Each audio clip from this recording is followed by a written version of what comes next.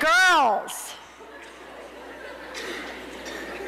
God said, okay, Chandra K, you just sit there in that chair, that little 17A that you so proudly picked, because I'm sent Madison to minister to you. You just sit there and keep your mouth shut. And Madison began to tell me her story. Madison, at the age of 3, was put into a foster family because her mother was a drug addict and a prostitute. By the time she was 16, she had been in 7 different foster families.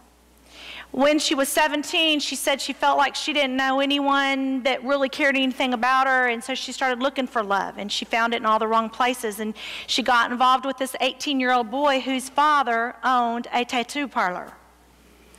Well, Madison felt really good because they said, do you want to be our model? And she felt so proud and honored that they would actually need her that she allowed them to put tattoos all over her body. And then she said they would take the pictures and put it on the wall, and then people would come in to get a tattoo and they would make their selection. And she said, I was doing that, and of course I thought I was happy, but oh, I was so unhappy. And she said, one day I came home and threw my backpack down, plopped on the couch, eating some Cheetos, and the doorbell rang. I went to the door. It was, 3:30 in the afternoon. I went to the door, and it was a lady, a social worker. And she said, Madison, do you have your bags packed? And Madison said, what are you talking about? And she said, honey, she didn't tell you to pack your bags? And Madison said, no, where am I going now? And she said, your biological grandmother has been looking for you since you were 6 years old, and she has found you, and she has come to take you home. Madison said it was fine with her. Another move, another place. The foster mother comes in. Oh, Madison, I forgot to tell you that. Can you imagine? So she's helping Madison get her clothes together in a couple suitcases is all. They get in the car, go to the social worker's office, and there she meets her grandmother. Her grandmother was 63 years old. Madison kissed her, hugged her, loved her, and said, come home, come home. She took Madison home, and they had a dinner that night. Madison, for the first time in her life, had her own bedroom and her own bed.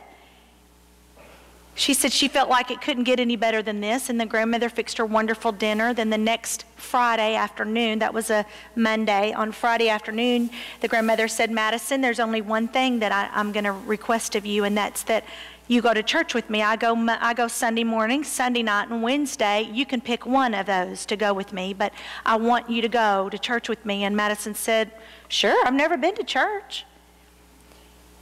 And she said, well, great, then we're going to go. The grandmother had been at this church for 22 years. About 4 weeks after taking Madison, Madison got to where she liked to go, so she actually went every time the grandmother went. About the 4th week, the youth minister's wife and a couple other little friends came to the grandmother and said, we've got a problem. There's some people at the church that are having problems. They're thinking that Madison's going to be a bad influence on their kids.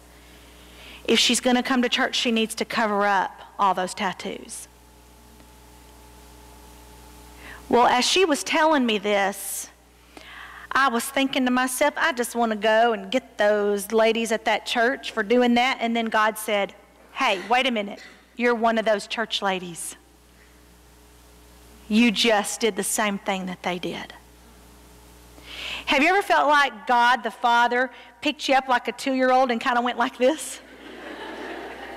That's how I felt in that moment. And I sat there, and then she said, my grandmother, 63 years old, she said she moved churches after 22 years. The next little church, we didn't go to a church until she went and talked to the youth minister and told him my story. And there was one youth minister that embraced it and loved it, began to teach me about God's Word. My grandmother prayed for me every night before I went to bed. And after 6 weeks of going to that church, I gave my life to Christ. And she said, I knew God, but I never knew Jesus. Never even heard the name Jesus. I just thought that was a Hispanic name, So she said, little by little, Earring would come out, earring would come out. One morning before church, they were eating Pop-Tarts quickly. And her grandmother, you know, it'd been about 12 weeks by now, and the grandmother said, "Now, Madison, what is that thing on your tongue? Can I see it?" And Madison said, "Sure, Grammy, it's right here." And so she stuck out her tongue. She said, "I think that's why sometimes I can't understand what you're saying." And Madison said, "Well, I'll take it out." And she said, little by little, all the junk just came off. Her grandmother didn't force her to do it. Her grandmother just loved her. Her grandmother loved her. Look at your neighbor and say, her grandmother loved her. You know, there's a verse in Romans 12 that talks about how we need to love with a genuine love. Her grandmother loved with a genuine love.